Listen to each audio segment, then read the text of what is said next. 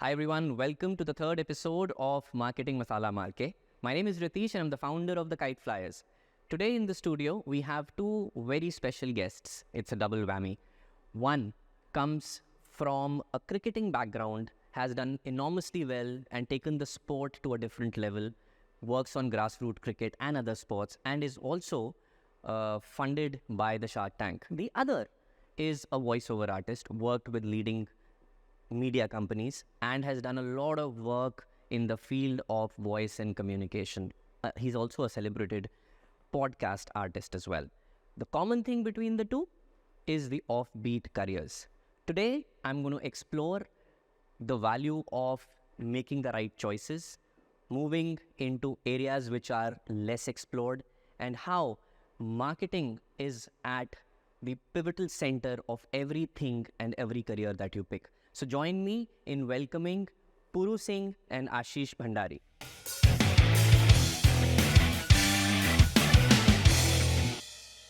Welcome, Puru sir, Ashish. Thank you so much for taking out time, and it's always a pleasure to have you around. I know you have been my regular guest in whatever stuff I've done in life, whether it's a webcast or whether it is cricket or anything else. You've always been around, and Ashish, it's great to connect with you also.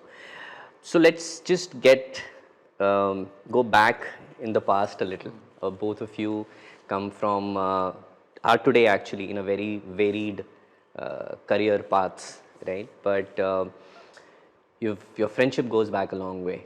So just walk me through about your journey together and how you are where you are. भी ये हम अभी भी पूछ रहे थे कि तो ये आई थिंक काफ़ी चीज़ों को लेकर क्लैरिटी है और बहुत सारी हैं जिनमें नहीं है, लेकिन ये वाली चीज़ है जिसमें हमें क्लैरिटी है ही नहीं. हमें कोई हमसे ये पूछता है कि कैसे मिले, स्टार्ट करो, we really don't know how we like we were not in same school. कोई ऐसा भी नहीं था, कोई क्रिकेट साथ में खेलते थे. आई थिंक कॉमन फ्रेंड एक होता था हमारा, उसके थ्रू मुलाकात हुई, then we lost connect. Then I was working in Daksh call centre होता था, वहाँ पे आशीष जॉइंड आफ्टर शायद एक ही महीने के लिए ज्वाइन किया. No, I was there for 2-3 months. So basically we were in the same colony, and one of his classmate was my next door neighbor. Okay. तो ये उसके घर आता था, हम साथ में टेनिस बॉल से क्रिकेट खेलते थे, but that's about it. We knew कि ये he's a friend's friend. That's about it. When I joined Daksh and I met him at the cafeteria, so his first reaction was, अरे तू भी यहाँ पे? And then we were in the same team and in the same colony में थे, तो same cab में थे. वहाँ से then we started chatting about different things and हमारे कुछ common interest which includes theatre. अच्छा. So yeah. So in our minds हम theatre artists थे उस time से ही. ब्रांड थे भाई. So this is 2004-2005. Sorry, cab की बड़ी इंटरेस्टिंग स्टोरी है वैसे. तो क्या होता था, इसका पिकअप पहले होता था, मेरा बाद में होता था. तो I think this was before Matt, या पता नहीं शायद हो गया था उसके. तो वो ड्राइवर होते थे, उन्होंने पूछा, इसने पूछा ठीक है भैया चलें, कहते नहीं अभी एक और का पिकअप है. उन्होंने किसका पिकअप है? कह रहा mister poor Singh. Mister poor Singh. बेटा ये क्या नाम है पुअर सिंह? तो उसने पेपर पे लिखा हुआ था, कह रहे सर एक और पिकअप है, उसने लिखा था POOR सिंह. पुअर सिंह का पिकअप है. मैंने कहा पुअर सिंह कौन है? तो फिर ये चढ़ा बाद में. तो मैंने कहा इसको तेरी हालत का कैसे पता चला? नाम का बाद में पता चला, हालत का पता चल गया. फटी हुई चप्पलों में आता था, फटी हुई जीन्स में आता था. But these are kind of stories. अब तो स्टाइल हो चुका है. नहीं यार, तो मैं तो ऐसे ही यही मेंटेन करता था तभी. मेरा आई स्टिल रिमेंबर, मेरे TL का नाम था पुनीत कपूर. बिल्कुल यार वो टिच्चू के आता था यार, टाई बिल्कुल प्रेस शर्ट, क्रीज वाली पैंटें और शर्टें, और भाई नाइट शिफ्ट होती थी उस टाइम. मैंने कहा भाई तू रात को किसके लिए इतना तैयार होके आता है? वो सामने वाला बंदा सुन नहीं रहा, कह रहा नहीं यार आपको तैयार होके आना है. मैं बिल्कुल इससे भी फटी हुई जीन्स, और तब सब नई वो ना ओशो चप्पलें आती थी 100 रुपये वाली, वो पहन के जाता था. कह रहा भाई तू ऐसे मत आएगा. मैंने कहा पर क्यों नहीं आना बताओ तो. कह रहा यार नो, हाँ डेकोरम जो भी है. मैंने कहा भाई तनख्वाह बढ़ा दो फिर. नहीं कहा पैसे नहीं है. सो हमारी बहुत इंटरेस्ट. आप भी क्रिकेट में इंटरेस्ट रखते थे उस दौरान? मतलब यार क्रिकेट तो स्कूल में, हाँ. हाँ स्कूल टाइम में cricket like everybody aspires to be. और उस टाइम पे school cricket was very seriously played है. Yeah. Very been and all, they were Yeah. यार. So when I was in school तो we use to play, even you have played, we have played with Gautam Gambhir, we have played with Rajat Bhatia who was a domestic stalwart. मतलब इतने सारे लोग थे जो आकाश चोपड़ा के साथ बहुत क्रिकेट खेली है, आशीष नेहरा के साथ बहुत सारी क्रिकेट खेली है. मतलब school cricket was a thing. मतलब आज की डेट में जब स्टेट वगैरह के लिए होता है तो ना भीड़ सी लग जाती है. उस टाइम पे अगर आपने स्कूल क्रिकेट में अच्छा किया है तो people use to know about you. अच्छा. क्योंकि आजकल तो क्रिकेट ही खत्म हो गई ना, स्कूल्स में क्रिकेट ही नहीं है. आजकल का जो जोनल टूर्नामेंट होता है वो पाँच ओवर का होता है. तब डेज के टूर्नामेंट होते थे यार. आज बॉम्बे की क्रिकेट क्यों अभी भी इतनी अच्छी है? क्योंकि वो जो उनका जो डेज वाला कल्चर है वो बरकरार है and starts from the school level and they take it very very seriously. उस टाइम पे 2 डे क्रिकेट होती थी, 2 टूर्नामेंट होते थे विच वाज मार्की इवेंट्स. वो जो सेल प्ले मेकर्स और बॉन्टॉन करके 2 टूर्नामेंट होते थे. मतलब उसमें आप करते थे तो people use to sit up and note. अच्छा यार, तो स्टेट के उसमें जाते थे हम, स्कूल क्रिकेट में अच्छा करके जाते थे तो लोग जानते थे अच्छा यार इसने पुरू ने अच्छा किया, गौतम ने 250 रन बनाए हैं, उसने 300 रन बनाए हैं. तो people use to remember all. Gautam का नाम था. सो Gautam and there were other people also. Rajat was very famous. I started cricket actually quite late, उस समय के आजकल के standards के हिसाब से. So I was in class 9, summer vacations थी. तो one of my friend introduced कि यहाँ पे कोचिंग होती है, चलो चलते हैं साथ में. टेनिस बॉल से तो खेलते ही थे. तो वहाँ प्रॉपरली खेलना शुरू किया. और उसी साल फिर हम अंडर 16 के ट्रायल्स के लिए भी गए कोटला. तब कोटला की शक्ल कुछ और होती थी. बट देन क्लास 9 से आप 10 में आ गए, बोर्ड्स के एग्जाम हो गए, वो क्रिकेट वहाँ फिर छूट गई. क्योंकि जैसे मैंने आपको कॉल पे भी बताया कि I was telling him that कि उस टाइम पे हमें लगता था कि यार हम खेल सकते हैं, स्टेट के लिए खेल सकते हैं. आप ट्रायल पे गए, 200-250 लोगों के बच्चों के बीच में आपका ट्रायल हुआ, 2-4 बॉल आपको फेंकने को मिली तो नहीं हुआ. तो उस वक्त पे इतना मलाल हुआ नहीं. आज भी उतनी मिलती है. हाँ, तो उस इतना मलाल हुआ नहीं क्योंकि लगा कि चलो यार ठीक है, फन के लिए एक्टिविटी करते हैं. और but the people I was playing with, जो बड़े भैया लोग थे, they were very serious about it. मुझे आज भी याद है, हम एक बार प्रैक्टिस के लिए लेट पहुंचे तो मुझे मेरे कैप्टन ने बोला कि कहाँ थे. हमने कहा सर वो इंडिया साउथ अफ्रीका का मैच आ रहा था तो मैच देख रहे थे. तो उन्होंने मैं डांट दिया, बोले वो तो बन गए, तुम्हें बनना है. आई वाज लाइक इतना सीरियसली खेलना है क्या? मतलब मैं तो फन के लिए आया. बट यार so that was my connection with cricket. और फिर उसके बाद स्कूल, कॉलेज में थोड़ा बहुत रहा, फिर कॉर्पोरेट में क्रिकेट रहा. तो my connection with cricket. But yes, obviously cricket has taught me a lot of other skills which are still I'm using in my life. So दोनों से you kind of work together in Dutch, and then I don't know, you went into the airline side, became a flight steward, and you worked like that for some time. I went into media. Yeah. I remember him calling me one day that I've resigned from Dutch. So my first reaction was कि अच्छा good, अब क्या करना है? पता नहीं. So he said पता नहीं. He said पता नहीं. And incidentally the same day one of my other friend called me. He was working with a production house and he just left. तो हमने यार सेम डे दोनों का कॉल आया कि हो क्या रहा है, मतलब भी तो हम यार we just started our careers. तो ये अचानक से क्या होगा कि ये पता है कि क्या नहीं करना है, बट ये नहीं पता कि क्या करना है.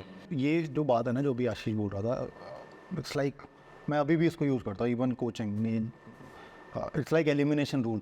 नॉट नेसेसरली आपको पता होगा कि आपको क्या करना है, पर अगर ये वाली क्लैरिटी मिल जाए ना कि क्या नहीं करना, तो एटलीस्ट धीरे धीरे करके ना वो चीज़ें खत्म होती हैं, क्रॉस लगने शुरू हो जाते हैं. तो finally you would be able to do what you are meant to be. You will be able to figure out. And I use this even while coaching. तो कई बार नहीं समझ आता बच्चों को यार क्या गलती हो रही है. तो मैंने कहा ठीक है यार, ये क्या करना है. तो मैंने कहा ये तो पता है ना ये गलत है, तो चलो ये करना बंद कर देता है. तो eventually you would find a way. तो आपको रास्ते मिल गए सही, you now content with where you are. यार ये तो पता नहीं, पर हाँ अभी भी रूल सेम है. अभी भी क्या नहीं करना उस पर एकदम से लाइक कीबोर्ड अग्री. मेरा तो अभी भी जैसे ये समझ आता ना, हाँ यार ये नहीं करना, तो उस टाइम उसी टाइम काटा. क्योंकि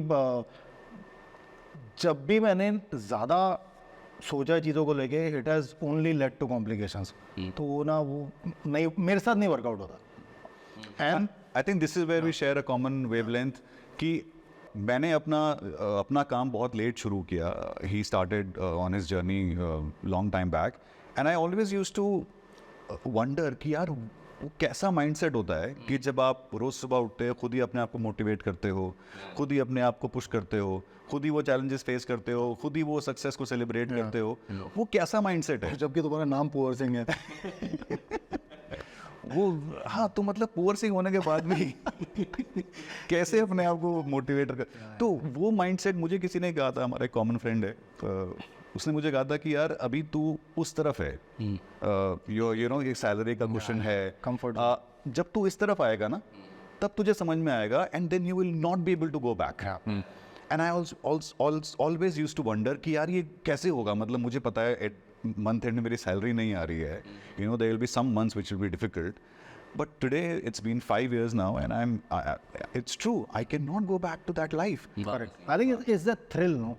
The thrill of finding that, you know, like there are just podcast है masala मार के, finding the thrill of finding that masala, the right ingredient, what you want to do. I think that keeps us going. मेरे को goosebumps ही आ गया बोलते हो। तो मैं एक ना बहुत ही reluctant coach था when I joined. मैं विजय भाई के लिए काम करता था, दैट वाज माय फर्स्ट।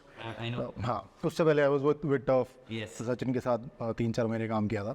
तो विजय भाई को तो मैं I used to book ground, like you know, Just for clarity, Vijay Bhaiya, the of course Vijay भाई, people या in the peak.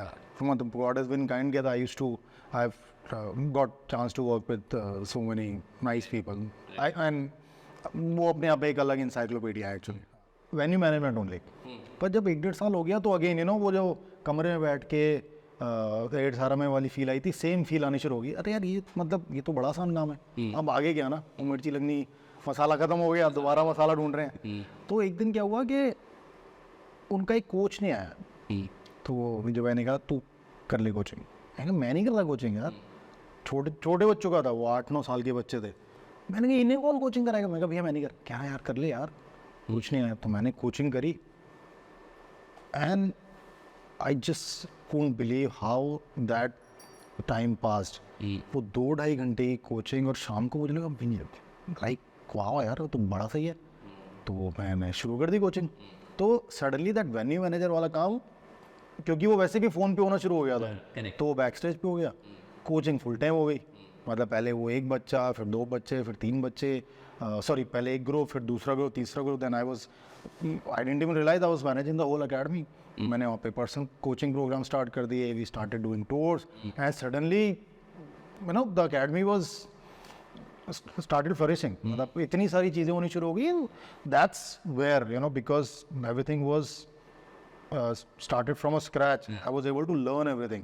Even the coaching part, managing kids part, managing their parents part, फिर बच्चे बड़े होते हैं तो उनको pathway देने वाला part.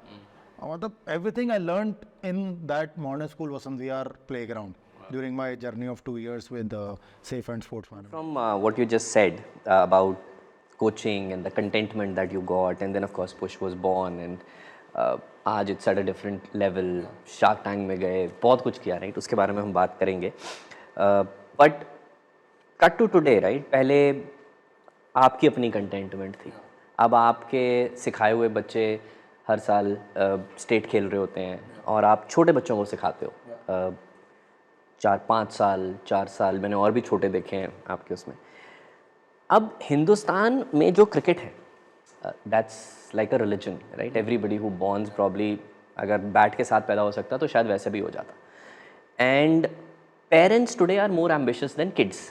That's what I feel. I'm a parent myself. Because they invest, if not more, almost the same amount like as a kid. So they're very invested. Very invested. And in some cases, they are probably trying to relive their dream through the child. So let's stick with that for a second.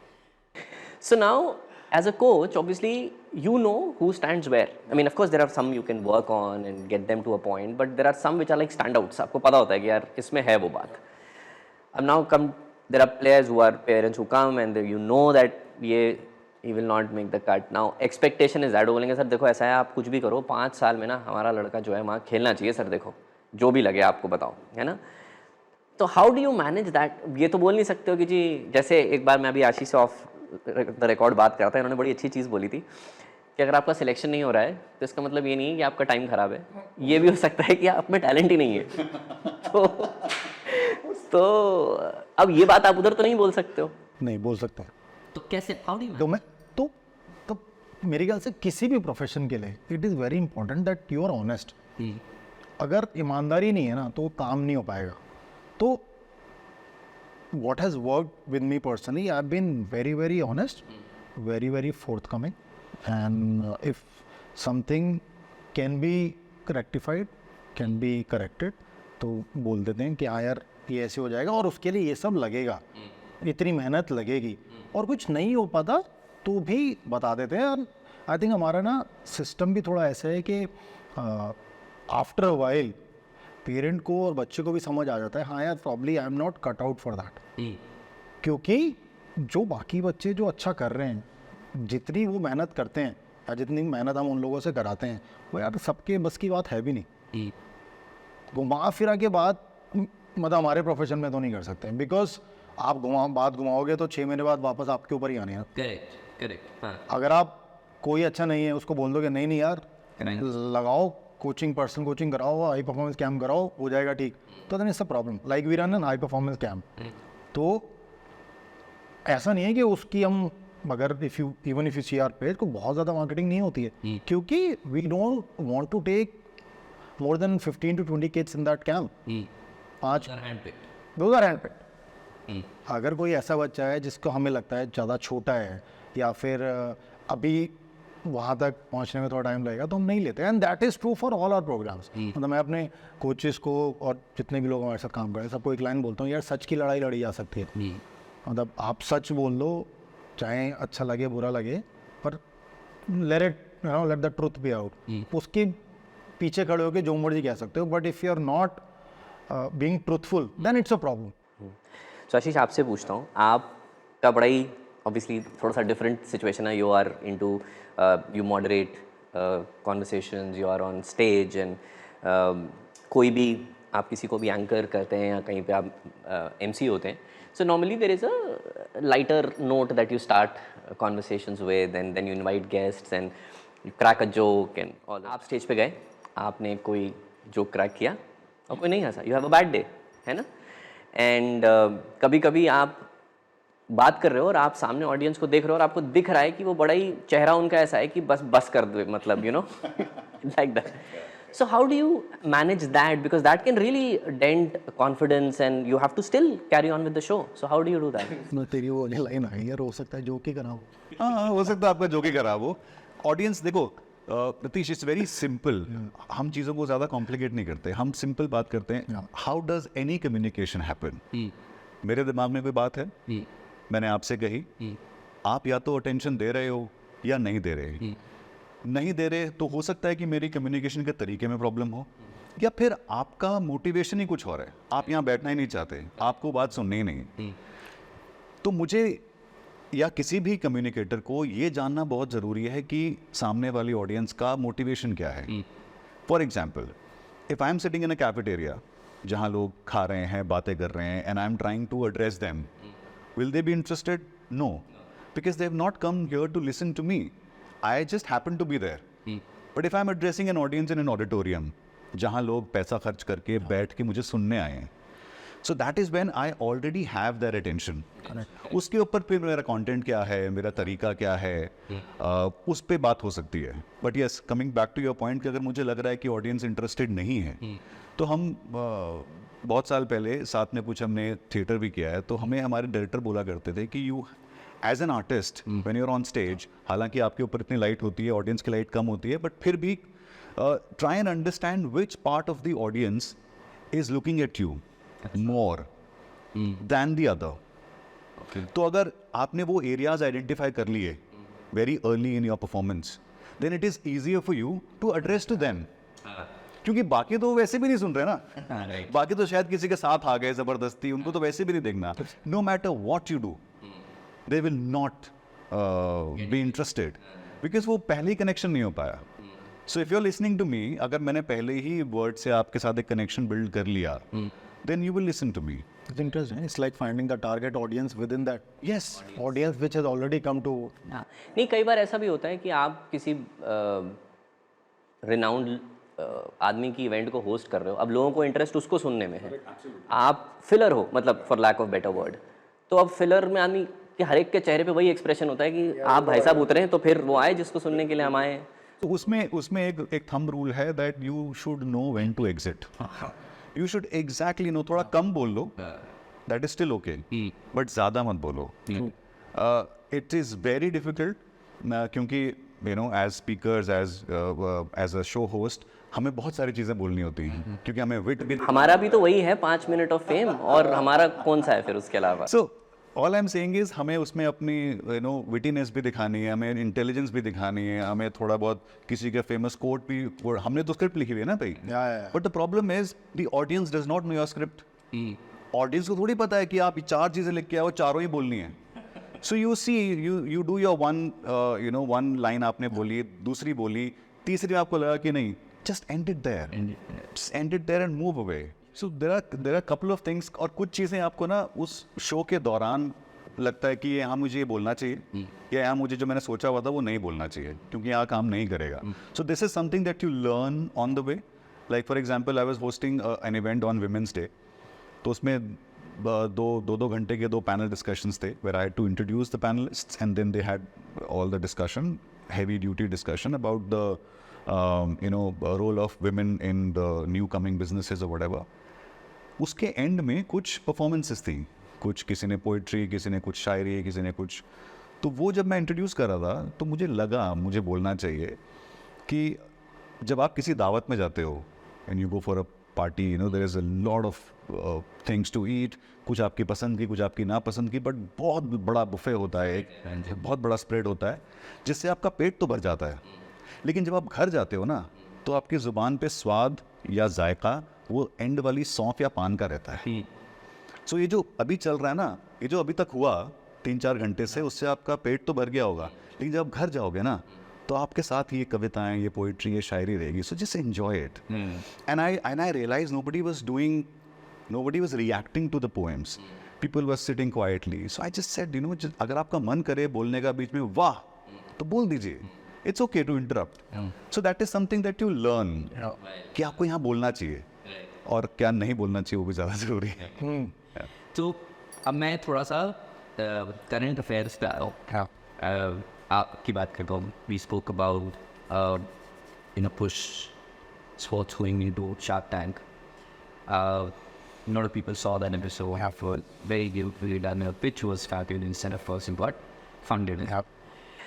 So मुझे ये बताइए, because I show is around marketing, आपका Shark Tank में जाना, because you were already there in the business, it was not that you kind of were starting and looking for seed funding और something like that. When you went there, was it more the need was more financial, और was it more marketing related, as in building a brand, going वहाँ पे TV पे जाएंगे, लाखों लोग, करोड़ों लोग देखेंगे तो ब्रांड बन जाएंगे और बिजनेस विल शूट अप? क्या रीज़न था? Before I answer this, I think it's important to mention that आज जो भी तो what I started was push cricket, push sports इतना बड़ा बनाने में. I think I'm very fortunate कि मेरे जो co-founders हैं, Nitin and Mukul, they are brilliant guys. मतलब it's all Nitin to Shark Tank. He was the one who was pushing. We were trying from season 1 और जो सारी research, everything connecting with he was the one who was following that US one Shark Tank. तो documentation, लोगों से बातचीत, सब उसका कराता रहा है. मेरे तो they give me the freedom to do what जो मेरी calling है. तो and he only suggested that we should go because now to answer your question के क्यों दिया? हाँ, तो it was bit of both. Of course पैसे किसको बुरे लगते हैं ना, और खासकर हमारे जैसे धंधे में when we are expending on a vigorous scale. Like अगर हमारे पास आज पैसे हों तो हम कल 5 नई अकेडमी खोल सकते हैं. That is the opportunities we have currently. And branding, like marketing भी किसको बुरी लगती है, specially when you are there on the national television in a prime time slot. तो वो ज़्यादा बड़ा हमारे लिए अपॉर्चुनिटी थी, बिकॉज जो हम काम करते हैं इट इज़ नॉट ईजी, और उसको अच्छे तरह से समझाना that is even more difficult actually. ये लोग लगता है मतलब क्या है ना, स्पोर्ट्स अकेडमी तो है, बट हम it is not just sports academy. मतलब we are trying to create something which is not existing in our country. मतलब अगर आप बाहर ओलंपिक्स की हम बात करते हैं तो ओलंपिक्स में वो कौन सी कंट्रीज अच्छा करती हैं? वो कंट्रीज अच्छा करती हैं जिनके पास रोबस्ट स्कूल स्पोर्ट्स प्रोग्राम है। हमारे स्कूलों में कहाँ है स्पोर्ट्स? जो हमारे टाइम पे होते थे 20 साल पहले, उतने भी नहीं, बहुत गिने चुने स्पोर्ट्स हैं। तो हम स्कूल स्पोर्ट्स को स्ट्रक्चर करते हैं और आफ्टर जो कोचिंग प्रोग्राम है उसको भी एक्सीलेंस सेंटर बनाते हैं जो बच्चे आगे खेल पाएँ। तो वो चीज़ लोगों को समझाना, वो उसके लिए शार्क टैंक ज़रूरी था। And the kind of response we got was extraordinary. हाँ, मतलब नाउ वी आर ओपनिंग, मतलब एक टाइम था कि हम 3 साल में 3 एकेडमी खोली थी बड़ी मुश्किल से। आज मतलब they have been months when we open 3 to 4 centres in a single month. हाँ, मतलब we are there in 21 locations. We started with what I think 3 kids and 2 coaches। आज 7,000 से ज़्यादा बच्चे हैं, 21 लोकेशन है, more than 100 people work with us and Delhi NCR covered, बिल्कुल cover कर लिया है। जयपुर में भी हैं, we are opening in Nepal. तो मतलब that's all happened because of Shark Tank, because of the kind of recognition we got on the national television. लोगों, क्योंकि बहुत सारी कॉल तो मैं ऐसी आती है कि अच्छा यार हम तो ये ढूंढ ही रहे थे कि ऐसा कोई काम करता हो। तो we are a full stack organisation. हम सिर्फ कोचिंग नहीं करते, हम कोचिंग भी करते हैं, हम इंफ्रा भी बनाते हैं। हम फिर वो जो इंफ्रा जिस पे हम 7 बजे जो हमारी कोचिंग स्टार्ट होती है, 2 बजे तक इन स्कूल प्रोग्राम चलता है, 2 बजे के बाद आफ्टर स्कूल चलता है, 7 बजे के बाद उसी पे पे टू प्ले होता है। तो इस लाइक अ फुल स्टैक। एक जगह आप सुबह ने जो आपने मतलब टेंट गाड़ा तो रात तक फिर मतलब पूरी इन्वेंट्री जितनी भी स्लॉट हैं सारे बेचने हैं। इस लाइक अंदाजा अपना अपना एक्शन। अंडे भी मैं ही दूंगा, ब्रेड भी मेरी है। मैं ही बनूंगा, ब्रेड का बादशाह, ऑमलेट का राजा, सब मैं बनूंगा। सब, हाँ। सो आप जब वहाँ पे थे, मैं क्योंकि मैंने वो एपिसोड देखा है, तो शुरुआत बहुत कमाल की हुई थी पिच की, है ना? एंड वो चलता रहा। सडनली एक पॉइंट ऐसा आया जहाँ से वो ऐसे नीचे जाना शुरू हुआ। When I think Aman Gupta said कि यार मैं बड़ा एक्साइट हुआ सुन के, पर अब तो मुझे लग रहा है यार इसमें तो ये भी नहीं है और ये भी नहीं है और ये भी नहीं है। आपके जहन में उस टाइम क्या चल रहा था कि यार ये हम आ तो गए हैं और हमने इतनी अच्छी पिच भी कर दी, अब मुझे नहीं पता नहीं मिलता तो क्या होता, क्योंकि वैसा हुआ नहीं, बट क्या एक टाइम को लगा था कि ये तो लेने के देने पड़ गए, हम तो यहाँ ब्रांड बनाने आए थे या जो भी करने आए थे, तो ये तो उल्टा ही जा रहा है कहीं और, ऐसा लगा था कभी? शायद नहीं, नॉट शायद, मुझे तो नहीं लगा, क्योंकि ना हमें तो कॉन्फिडेंस था ना हम जो काम कर रहे हैं। तो मुझे एक बार भी ये नहीं लगा कि ये क्या हो रहा है, क्योंकि हम तो ग्रो कर रहे हैं ना। 3x की ग्रोथ है यार, जब से स्टार्ट किया 3x की ग्रोथ है। आप मुझे बताओ कि कौन सी ऐसी स्पोर्ट्स ऑर्गेनाइजेशन है हमारी कंट्री में जो हमारे वाला काम कर रही है और जो इतनी तेज़ी से बढ़ रही है। मतलब बिना किसी कोई बिग पॉकेट इन्वेस्टर्स नहीं है कि हर बार ये लो यार पैसे, डेट दिया और काम कर लिया। कर ही रहे हैं ना, 3x की ग्रोथ हो ही रही है। पहले जब when we raised our first round तब हम 1 करोड़ का कुछ रेवेन्यू करते थे, then it move to 3 CR last year. This year we will be closing with 9 CR। तो भाई धंधा तो है ही ना। अगले सीजन वी आर ट्राइंग के शायद नॉट शायद एक्चुअली मोस्ट प्रॉब्ली 18 से 20 करोड़ का रेवेन्यू होगा। तो भाई हम तो इसलिए वहाँ जब वो बोल रहे थे तो हम तो ठीक है भाई, आप कर लो, आपको जो करना है। हम क्या कर सकते हैं ना, we can't do much about it. फिर बाद में उन्होंने डील दी, तो ऑफ कोर्स दोनों ने बराबर डील दी थी, पीयूष एंड विनीता। तो we went with both of them, क्योंकि हमें लगा दोनों की तरफ से वैल्यूएशन आएगा। जो हमें जो लेना था वी हैव टेकन दैट। जो भी मार्केटिंग का वहाँ से हमें बेनिफिट है वी हैव टेकन दैट, और अभी भी चल रहा है because it's there on the on YouTube. तो हमारा जब शो टेलीकास्ट हुआ, it was the one of the fastest episode to reach 1 million views. मेरे ख्याल से रात को आया था और सुबह तक 1 मिलियन व्यूज़ हो गए थे। और अगर आपने देखा होगा कि उसमें शो से पहले भी एक कहानी उन्होंने दिखाई थी, तो that was shot after our episode was shot. The team, क्योंकि वो इतना ज़्यादा व्यूअरशिप आ गई उसमें। तो जब वो क्या करते हैं, अगर 100-125 उनको दिखाने होते हैं, उसमें से 20-25 वो चूज़ करते हैं उनकी बैक स्टोरी दिखाने के लिए। तो वो टीम उनकी वहाँ से उठ के आई थी और उन्होंने वो शॉट किया था। तो मतलब अच्छा ही लगा होगा शायद, उम्मीद है। And it went very well, लोगों ने अप्रिशिएट किया, आज भी अप्रिशिएट करते हैं हमें। तो आज तक किसी ने ये नहीं बोला कि अरे यार पता नहीं क्या काम कर रहे हो, धंधा अच्छा नहीं है, नंबर्स अच्छे नहीं है। Everyone is very very supportive. So the fact that you are still asking after almost a year, आप आज भी शार्क टैंक की बात कर रहे हो, that means that something has gone right. Let me come to you. आपका भी similar. I mean, there's no Shark Tank, but there is a very interesting thing which you had told me when we were before the show. You were talking offline. During the COVID time, आपने मुझे बताई थी ये बात कि there was some very interesting number of the amount of podcasts people did. I think 12 lakh podcaster या कुछ ऐसा आपने मेरे को नंबर बताया था, 12 लाख ही था शायद. They were there. Everybody was trying to do. जैसे सारे शेफ बन गए थे उस टाइम, शायद ज़्यादातर पॉडकास्टर्स बन गए थे. उस फहरिस्त में आप भी शामिल थे, राइट? नाउ कोविड ख़त्म हुआ, लोग अपनी ज़िंदगी में आगे बढ़े और फिर वो नंबर फिजल डाउन होता चला गया और अभी पता नहीं कितना है, मुझे मालूम नहीं है, बट काफ़ी कम है. 70-80% फिजल्ड आउट, यू सेड. तो आप मुझे ये बताइए कि as a podcaster, right, what is that you think one should look into? It's a fad today. Podcasting has become big. YouTube पे जाते हैं, you know, we are also doing one, and there are so many others. Everybody wants to do it. What is that people need to know? It's easy. Those things are low barrier. अब वो उतना तामझाम रहा नहीं, कोई भी कर सकता है, 2 माइक लगाए, मतलब, you know, and you can do it. क्या करना चाहिए?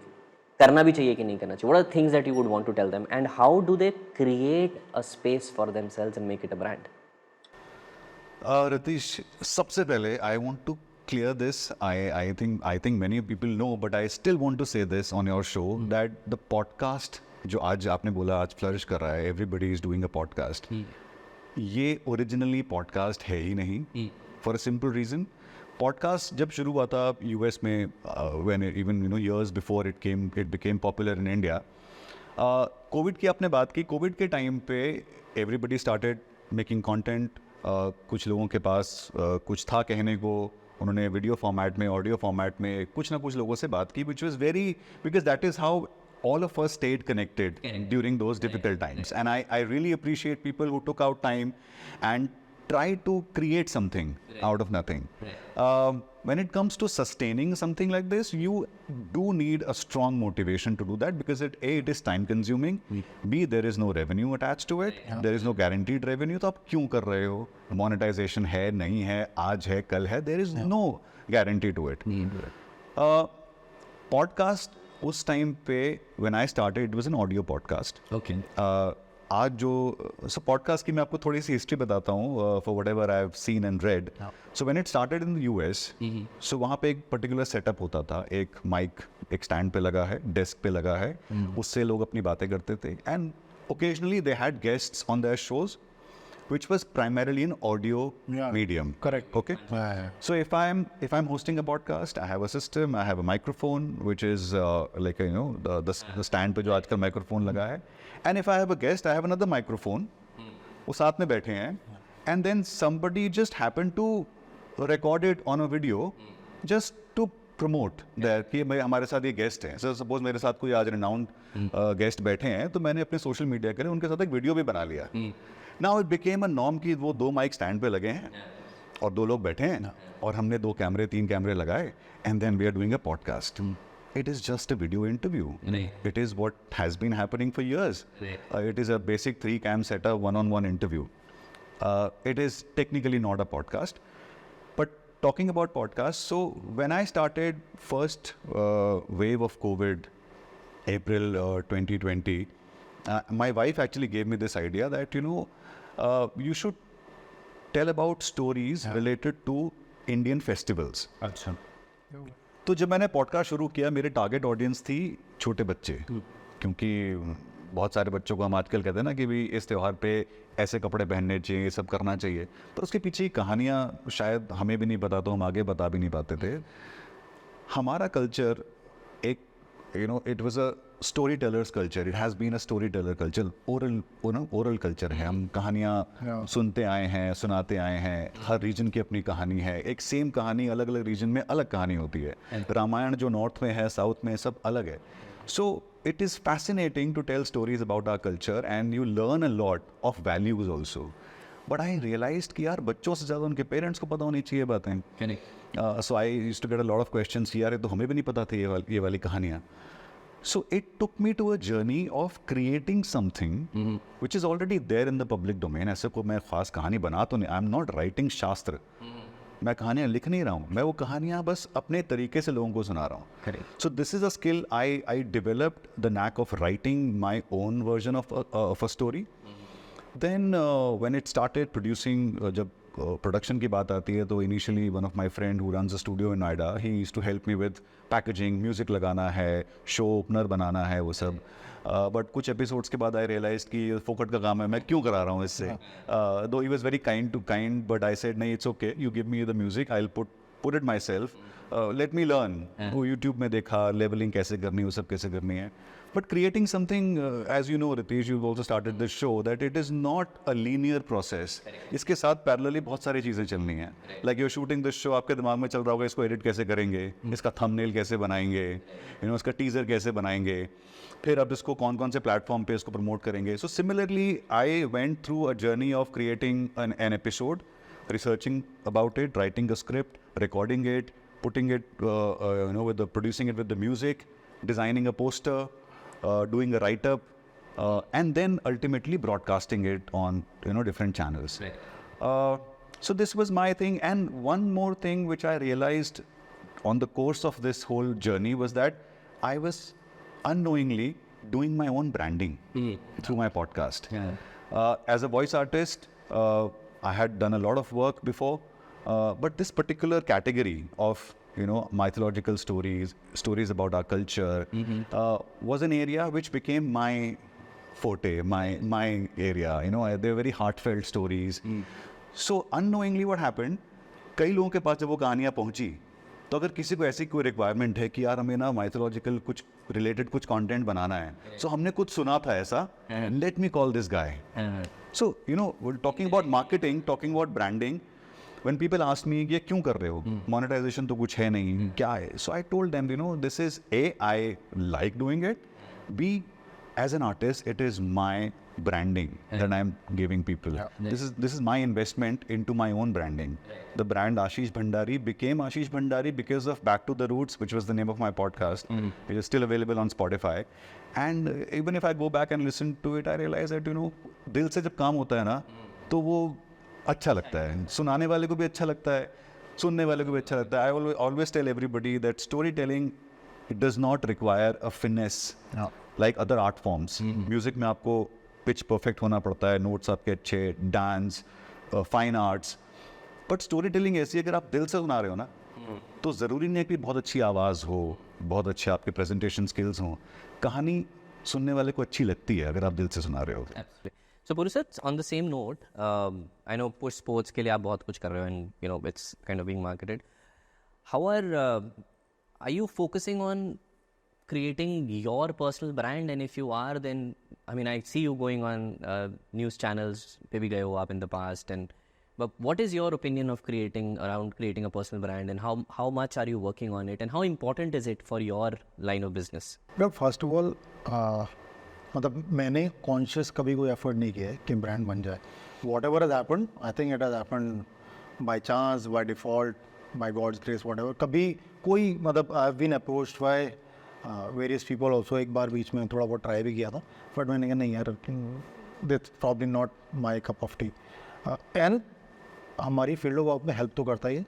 If I am associated with a team और if I am part of a setup जहाँ पे बच्चों के लिए पाथवे निकले तो ऑफ कोर्स बच्चों को तो हेल्प करती है. प्लस जब आप ऐसे लोगों के साथ काम करते हो जो already well established names at the top, तो आप ना बहुत सारी चीज़ें सीखते हो जो आप ग्रास रूट क्रिकेट में इम्प्लीमेंट कर सकते हो, which will eventually help the brand as well.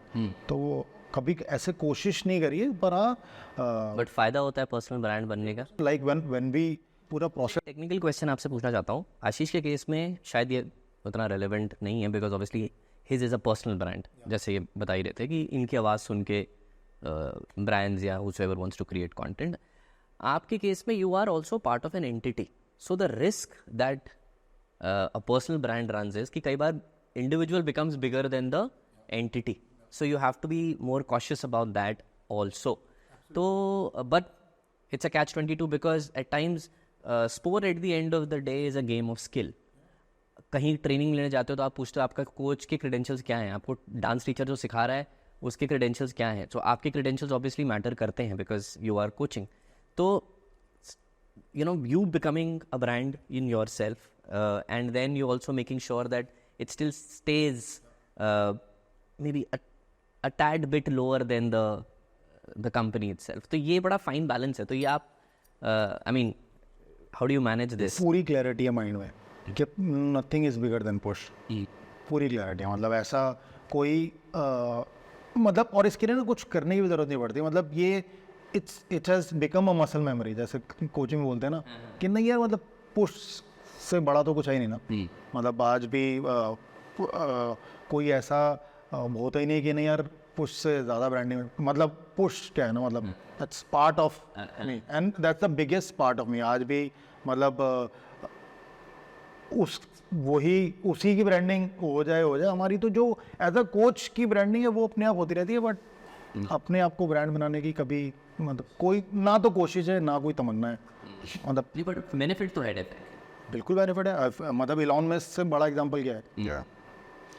मतलब Tesla is Elon Musk, right? तो बेनिफिट तो डेफिनेटली है, पर जैसे I think he makes it a point that he is there, you know, he is commenting everywhere. मतलब politics में भी घुसना है, इसमें भी घुसना है. तो मतलब ऐसा कोई वो नहीं है कि वो होना चाहिए. बट येस, ब्रांड, आप खुद ब्रांड बनते हो तो मतलब एंटिटी को talking about brand, Ritesh, you know it very well that a brand is a promise of a certain quality. कि अगर मैं इसके पास जाऊंगा तो मैं इतनी क्वालिटी तो एक्सपेक्ट करूंगा, and for which I can pay a premium also. That is why, you know, brands are brands. They invest, companies invest so much into branding because that connects with the audience. I keep saying audience. I don't use this word customers. I don't know why. Everybody is your audience because as a brand also you're telling a story and somebody is consuming the story. तो जब आप एक खुद की brand create करने की कोशिश करते हैं तो आपको सबसे पहले it is imperative that you assure people a certain quality. In his case, his coaching has to be upgraded. In my case, I have to keep upgrading my skills. Not even my speaking skills, my communication skills, but also how I market myself. 20 साल पहले जब ये काम करते थे तब social media नहीं था. तब हमारे पास रेफरेंस पॉइंट्स भी नहीं थे कि हम किसी को सुन के समझ लें. there were not many coaches also in our field at least. आज तो बहुत सारे कोचेज़ हैं, वॉइस कोचेज़ हैं, कम्युनिकेशन कोचेज़ हैं, थोड़ी बहुत कोचिंग मैं भी कर लेता हूँ. पर हमने जो सीखा ना, हमने बहुत मुश्किल से सीखी चीज़ें. आज कोई कंपैरिजन नहीं है, आज टेक्नोलॉजी है, तब नहीं थी. To promote ourselves was also a challenge. I remember going to studio with our CDs and samples. आज की जनरेशन जो काम कर रही है वो काफ़ी अच्छे से मार्केट कर रही है अपने आप को ऑन सोशल मीडिया प्लेटफॉर्म्स.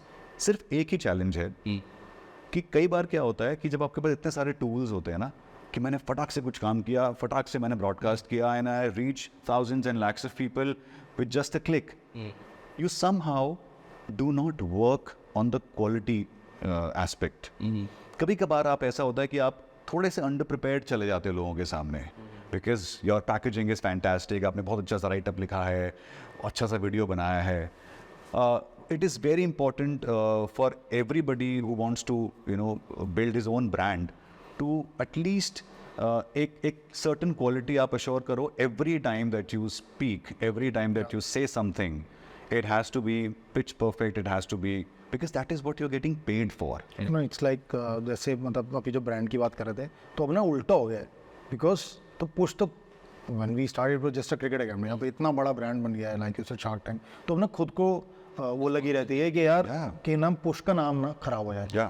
मतलब अब जैसे Gurgaon centres I can still control यहाँ पे, पर अगर नोएडा में भी कोचिंग हो रही है तो ये टेंशन रहती है कोई. And it's not just about coaching, मतलब कुछ ऐसा ना हो जाए even in non coaching aspect कि क्रेडिबिलिटी ना ख़राब हो जाए.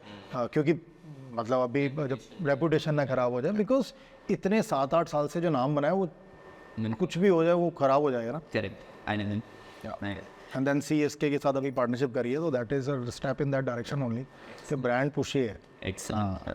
So I think branding is a process that it's a continuous process.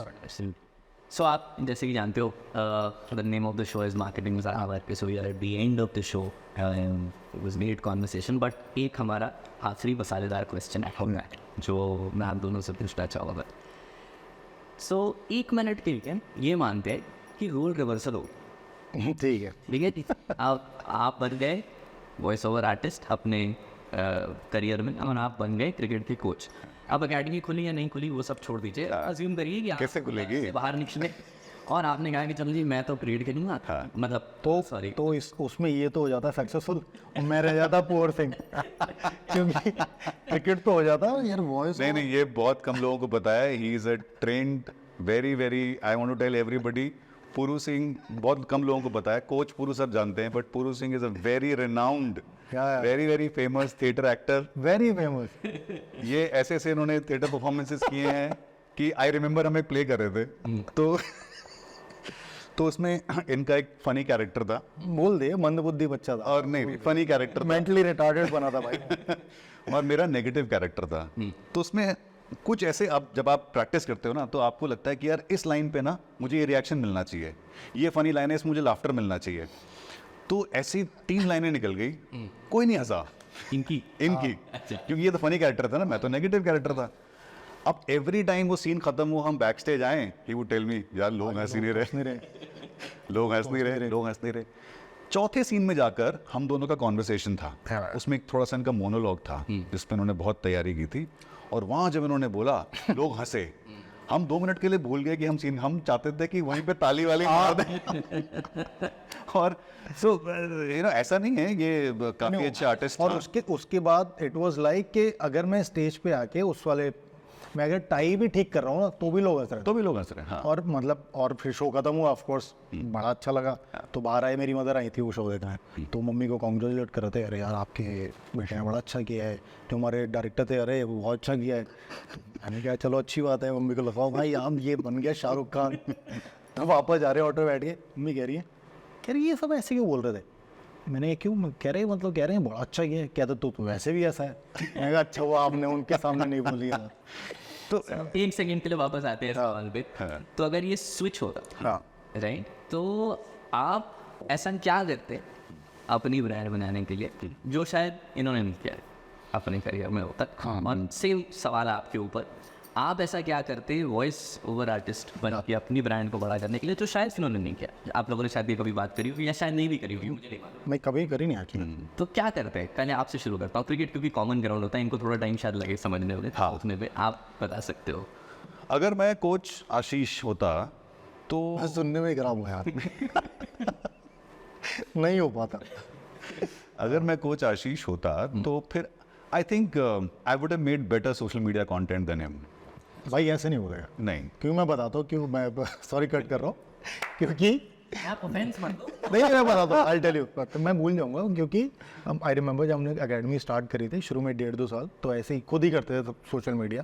तो किसी को पता चला कि घर इन हाउस भी क्या जो ही my wife she use to make posters और करते थे। तो उसने बोला अच्छा भाई घर में होता है ये? मैंने कहा हाँ। क्या मुझे लगा कोई एजेंसी है। और इतनी खुशी हुई, मैंने कहा यार भाई तेरे पैर गए। नहीं उसके सोशल मीडिया, हाँ, स्पेशली जो एक कंटेंट ऑन कैमरा बनाते हैं खुद कैमरे पे आके। You're talking about now? I'm talking about now. अच्छा building a brand for yourself. Building a brand. Right I would- after अच्छा तब नहीं ना जब I would have made better social media content. social. Yeah. आप क्या रहते अगर आप वॉइस ओवर आर्टिस्ट शुरू होते थे? तो मैं अपने इससे वॉइस ओवर कराता। तो मैं ये मुझे लगता है कि इन मार्केटिंग में शायद आपको बेशरम बनना पड़ता है। तो मुझे लगता है ये वो नहीं कर पाता। मतलब you have to be on the face Yeah. कि भाई शेयर कर भाई। एंड इसके कोई कनेक्ट्स कम थोड़ी हैं, बट वो ना आपको वो कनेक्ट्स यूज़ करने आने चाहिए। मेरे एक चाचा जी, उन्होंने एक बहुत बड़े देसी टाइप आदमी हैं, उन्होंने एक बार मेरे को एक बात बोली थी करीब 10-12 साल पहले, अशोक अंकल जो देहरादून में है, कि यार हमारी ज़िंदगी वो है जो हमारे फ़ोन बुक में नंबर्स हैं। यार ये क्या बात हो? कह रहे नंबर देख और उनको देख कैसे इस्तेमाल कर सकते हैं। तो अब समझ आती है कि what he was trying to say, कि वो जो कनेक्ट्स हैं उनको आप कैसे यूज़ कर पाते हो। तो शायद मैं वो बेटर कर पाता अगर मैं अच्छा आर्टिस्ट होता तो। और इतना अच्छा, मतलब एंड ही इज़ ब्रिलियंट, मतलब ये एक अमेजिंग आर्टिस्ट है, मतलब ही हैज़ दैट थिंग कि भाई बिल्कुल मंत्र मुग्ध होके सुनते रहो। हाँ हाँ, अपने आप को अच्छा कर पाता, क्योंकि वो मुझे लगता है कि कहीं ना कहीं लैक करता है अपने आप को। और मतलब सॉरी टू से बड़े कई वॉइस ओवर आर्टिस्ट हैं जिनका हम मिलके मजाक उड़ाते हैं, यार मतलब ये तो बेकार कंटेंट था जो वायरल हो जाता है। वायरल क्या होगा किसी को नहीं नहीं, पर कुछ ऐसे हैं जिनका हो ही जाता होता ही रहता है। मुझे लगता है यार, बेटा ऐसा सेट किया जिनको देख के मुझे लगता है मैं भी वॉइस ओवर फिर ये देखो सब अपनी अपनी मेहनत कर रहे हैं, but as I said some people still need to reach that level, to be able to go in front of हमारी जनरेशन अब क्या आ रहा है रतीश, हम अर्ली 40s वाली जनरेशन जिसने वो वाला टाइम देखा है विदाउट सोशल मीडिया। मेरे को याद आया, मुझे लगता है उतना नहीं, मैं ऑन कैमरा पहली बार बोल रहा हूँ, इसको नहीं बोला, मुझे लगता है थोड़ा लेजी है। लीजी नहीं मैं बिल्कुल लेजी नहीं होता। यार वो लिबरल्स का ट्रेट होता है ना लेजी। देखा, मान गया, I am not lazy at all. Yeah, I think he's right. I think I need to work on that. Yeah. So good that we did this exercise. Basically अगर मैं इसकी तरह ऑर्गेनाइज होता और ये मेरी तरह लेजी नहीं होता तो क्रिकेट इन पाजामा के तीसरा चौथे साल में हो चुके। पजामा। This reminds me, हम जब कॉल सेंटर में काम करते थे हमारे ना स्कोर्स होते थे। सो 2 पैरामीटर होते थे, unbelievable, customer satisfaction and customer resolution. Brilliant. CSAT and C-Res। 7 और 100। CSAT होता था 1 to 7 एंड C-Res होता था 0 to 100। सो आपने रिजॉल्व किया This is brilliant. और सेटिस्फाई कर दिया। हमारे स्कोर्स आते थे पता कैसे, इसका आता था C-Res 60, very bad. CSAT 7 out of 7, मेरा C-Res 100, CSAT 5.2, 5.5। यार ये तो टीम लीड बोलता था यार एक बार इधर आओ, तुम दोनों इधर आओ, सामने बैठो, क्या कर रहे हो? तुम 100% रेजोल्यूशन दे रहे हो, तुम सेटिस्फाई क्यों नहीं कर पा रहे, और तुम 60% रेजोल्यूशन देके 7 out of 7 क्या करते हो भाई। तो इसने जवाब दिया हम पार्टनरशिप में खेलते। ये रेजोल्यूशन देता है। मुझे लगता है ये ना पैर पड़ जाता होगा, मुझे प्लीज 7 दे दो, मैं रिजल्व तो कर नहीं पाया आपकी क्वेरी, मुझे 7 दे दो, मेरे घर में मेरी बूढ़ी माँ है, ऑपरेशन कराना है। so you're right, even after doing 100 I was not able to score a 7, but I think that's how we are different, that's how we complement each other. Wonderful. And just to kind of conclude, I think आपने बड़ी अच्छी बात बोली जो आपके चाचा ने बोली थी phone book वाली। I think there is a very famous quote which says your network is your net worth. So अगर if you recognize that and you work on it, I think there is no end to it. On that note, thank you so much for joining. It's always a pleasure and wonderful conversation. There was so much that I laughed quite a bit. I'm sure we all did. And it was lovely to be a part of your life by listening to the small incidents. Wonderful. Thank you so much. Lovely. Yeah, thank you. Thank you, Ashish. Thanks. Thank you for watching. I hope this episode provided you insights into offbeat careers, how to market, how to create a personal brand, how to make the right choices, listen to your heart, and most importantly, learn the art of elimination. Of course, it was a lot of fun, a lot of knowledge. Do keep following us, like us, subscribe, and share with all your friends and family. And I'll see you again very soon.